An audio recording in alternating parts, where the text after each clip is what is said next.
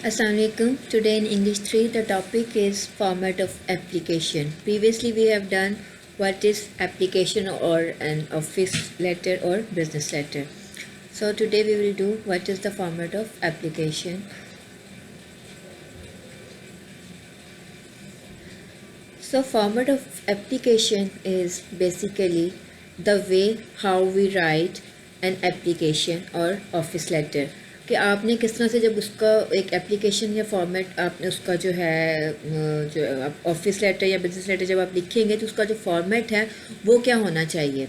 So firstly the block format. When writing application you must pay special attention to the format and font used. अब आप जो भी जब आप typing कर रहे हैं एक एप्लीकेशन के लिए तो आपने उसका जो फॉर्मेट है उसको जो फॉन्ट वो जो यूज़ कर रहे हैं आप उसको आपने जो है उसको ख़ास तौर पर तवज्जो देनी है. The most common layout of an office letter is known as block format. अब जो है जो मोस्टली जो इस एप्लीकेशन के लिए या ऑफिस लेटर के लिए जो यूज़ किया जाता है फॉर्मेट इसे ब्लॉक फॉर्मेट कहते हैं. Using this format the entire letter is left justified and single space except for a double space between paragraphs. अब इस फॉर्मेट में क्या होता है जो सारे जो लेटर्स होते हैं वो लेफ़्ट साइड पे जो जस्टिफाइड होते हैं और सिंगल स्पेस्ड होते हैं. लाइक उसमें जब राइटिंग हो रही होती है तो उसमें सिर्फ सिंगल स्पेस आ रही होती है accept for a double space between paragraph. सिर्फ पैराग्राफ जो होते हैं वहाँ पर जो है उसकी जो स्पेस है वो डबल स्पेस होगी, अदरवाइज जो है वो सिर्फ सिंगल स्पेस जो है वो फॉलो की जाती है. Then comes font. So font क्या है, आपके जो भी राइटिंग आप कर रहे हैं उसका साइज़ क्या होता है. And other important factor in the readability of a letter is the font.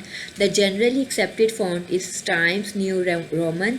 Size is 12 although other font such as Arial may be use. अब इसमें मोस्टली जो एक्सेप्टेबल जो है फॉन्ट वो है टाइम्स न्यू रोमन. उसका जो साइज़ है वो 12 जो है एक्सेप्टेबल है, लेकिन आप एरियल भी यूज़ कर सकते हैं. When choosing a font, always consider your audience. जब आपने एक फ़ॉन्ट चूज़ करना है, चूज़ कर रहे हो आप, तो आपको अपनी जो ऑडियंस है जिसको आप एड्रेस कर रहे हो एप्लीकेशन राइट करते हुए ऑफिस लेटर लिखते वक्त, तो उसको आपने ज़रूर जो है वो उसको वर्ड में रखना है. If you are writing to a conservative company you may want to use Times New Roman. However, if you are writing to a more liberal company, you have a little more freedom when choosing fonts. अब आप अगर तो आपको पता है कि एक जो ऐसी कंपनी है जो बहुत ही ज़्यादा कंजर्वेटिव माइंड की है कंपनी, लाइक वो हर चीज़ को जो है रूल्स एंड रेगुलेशन को बहुत अच्छे से वो फॉलो कर रही है, तो आपने जो है उसमें टाइम्स न्यू रोमन जो है उसको फॉलो करना है. बट अगर आपको लगता है कि जो कंपनी है वो लिबरल है तो आपको थोड़ी आज़ादी है कि आप अपना जो भी फ़ॉन्ट है उसको आप फ्रीली आप उसको कोई भी फ़ॉन्ट आप यूज़ कर सकते हैं उसमें. Then comes punctuation. So punctuation after a salutation and closing use a colon. जब आप सैल्यूटेशन कर रहे होते हैं, जब मैंने आपको लास्ट टाइम में बताया था कि सैल्यूटेशन में क्या होता है कि आप उसको जब स्टार्ट कर रहे हैं मिस्टर या मिस या जो भी जिसको आप एड्रेस कर रहे हैं वहाँ पर आपने पंक्चुएशन करनी है, एक कॉलन वहाँ पे आप यूज़ करेंगे. After salutation never a comma and a comma after the closing. अब सैल्यूटेशन के बाद जो आपने कोई कोमा नहीं उस तरह से लगाना, and a comma after the closing. अब क्लोजिंग के बाद जो है आपने वहाँ पर एक कोमा लगाना है. Then in some circumstances you may also use a less common format known as open punctuation. आप open punctuation भी यूज़ कर सकते हैं जो कि बहुत ही कम जो है वो यूज़ की जाती है. For this style punctuation is excluded after the salutation and the closing. अब इसमें जो है closing और salutation के बाद जो है वो punctuation यूज़ नहीं की जाती. आप ये फॉर्मेट भी आप यूज़ कर सकते हैं.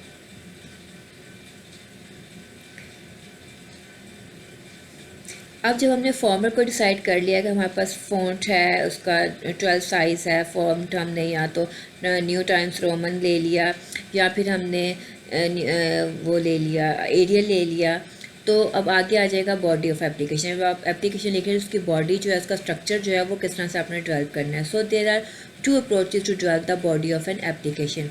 अब 2 मेथड हैं यहाँ पर, डायरेक्ट अप्रोच ऑफ मैसेज और indirect approach of message. Firstly we will see what is direct approach of message.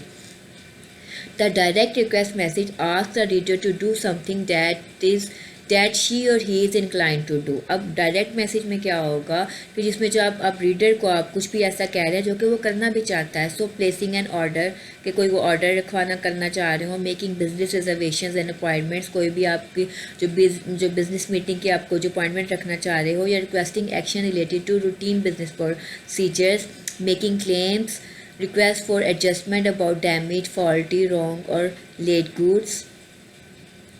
Making complaints about poor service, unfair billing, implied letters, and inquiring about products and services. Inquiring about persons in references by a person interested in an applicant. अब इस type के जितने भी जो application letter जो होंगे यहाँ के ऑफिस या बिजनेस लेटर होंगे तो उनके लिए आप क्या यूज़ करोगे, डायरेक्ट मैसेज जो अप्रोच है वो आप यूज़ करोगे। Since we don't need to convince the reader to fulfil our request we use the direct approach, क्योंकि हमें रीडर को कन्विंस करने की जो है वह ज़रूरत नहीं होती।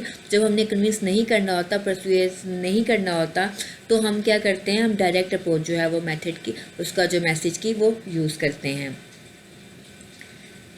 सो अब इसका क्या फॉर्मेट होगा, फर्स्टली आप क्या करेंगे, मेन आइडिया का होगा, introduce your request, major statement और question such as your reason for writing to this person, purpose of adjustment, statement of order और रिजर्वेशन। आप इसमें जो भी आपकी टाइप होगी आप फर्स्टली आप उसको जो अपनी रिक्वेस्ट है उसको इंट्रोड्यूस करवाओगे।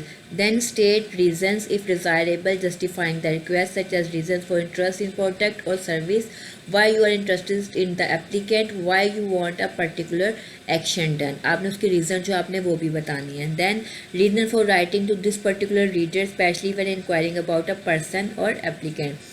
जब आप जो है किसी पर्टिकुलर रीडर को जो है आप उसको एड्रेस करो तो उसको जो रीज़न है आपने राइटिंग करने की आपने वो भी वहाँ पर बतानी है। Then explanation, details to help the reader respond to your request correctly. अब आपने उसको डिटेल प्रोवाइड करनी है कि आप उसको राइट क्यों कर रहे हैं, such as cost, size, colour, quantity, catalogue number, payment method, deposit, shipment, special instructions, all facts pertaining to order और क्लेम। अब अगर आपका कोई ऑर्डर या कोई क्लेम के रिगार्डिंग कुछ आप कर रहे हैं तो उसमें आपने कोई catalogue number, colour, size, cost, किसी चीज़ की कोई भी जो आइटम आपको जो रिक्वायर्ड है उसके बाद जिसके बारे में आप बात करें तो आपने उसका प्रॉपर उसमें सारी उसकी डिटेल देनी है। Devices for easy reading and easy answering such as numbered questions, bullet list, use of charts, अब ये सब चीज़ें जो आप इसके लिए यूज़ कर सकते हैं। Then development of your attitude such as emphasizing company's products, service, qualities or your faith in the reader instead of anger, threats, sarcasm और एग्जैजरेशन। आपने जो है इन सब चीज़ों पर आपने फोकस करना है, आपने कंपनी की प्रोडक्ट पर, सर्विस पर या क्वालिटीज़ पर या आपकी उस फेथ पर जो कि रीडर में है, बजाय इसके कि आप नाराज़गी को शो करें या अपने को थ्रेट्स या सरकाज़म या कोई तंज करें या एग्जैजरेशन करें। आपने जो इन चीज़ों को स्मूथली रखते हुए आपने उनको चीज़ों को एक्सप्लेन करना है। Thirdly motivation and polite closure. अब आपने क्या करना है, उसको क्लोज करना है। Clear action, what action you want the reader to take and when. आप चाहते हैं क्या, अगर कोई आप रिक्वायर्ड है आपको कोई चीज़ तो आप क्या करना चाह रहे हैं, आपने उसकी डिटेल आपने उसको फराहम करनी है। फाइनली आप क्या चाहते हैं कि क्या करे वो। Easy action in closing, reply, invalid phone number, office hours और अदर हेल्पफुल इन्फो। आप इसमें क्लोजिंग में कुछ भी कर सकते हैं, आप अपना जो अपना फ़ोन नंबर दे सकते हैं, ऑफिस के आवर्स बता सकते हैं कि किन आवर्स में अवेलेबल होंगे या अदर कुछ जो भी हेल्पफुल इन्फॉर्मेशन हो सकती है वो सब दे सकते हैं आप। Appreciation, polite closure to build goodwill. आप इसमें पोलाइटली जो आप अच्छे जो जेस्चर देते हुए भी आप उसको क्लोज कर सकते हैं अपने उस बिज़नेस लेटर को या एप्लीकेशन लेटर को।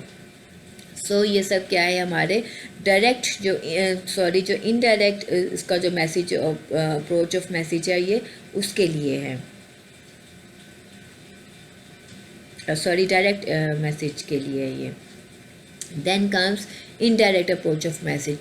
Bad news messages must be written carefully so as not to cause the reader to break off relations completely, since the reader can get irritated, angry or disappointed. Therefore the indirect approach is used. अब जो कोई अगर आपने किसी को कोई bad news देनी है या कुछ भी ऐसा कुछ कहना है जो कि जिसमें कि आपका जो रीडर है कुछ ऐसा आपको उम्मीद नहीं है कि वो कुछ अच्छा रिस्पॉन्स करेगा, तो आपने जो करना है या परसुएसिव रिक्वेस्ट जो होंगी जिसमें कि आपने किसी भी अपने क्लाइंट को जो है आपने उसको जो है थोड़ा सा अपनी तो माइल करना है। अब तो उसको अट्रैक्ट करने के लिए जो आप है वो इनडायरेक्ट अप्रोच जो है वो यूज़ करोगे मैसेज की, ताकि कि आपको ये हो कि आप अगर कुछ कोई बैड न्यूज़ आप दे रहे हैं, कोई काम में कोई प्रॉब्लम हो गई है, तो उसके हवाले से भी आपने अगर बात करनी है तो अपने रिलेशन को ख़राब ना करने के लिए आपने बहुत ही एक इनडायरेक्टली सी जो एक अप्रोच है वो हमने इसमें यूज़ करनी होती है.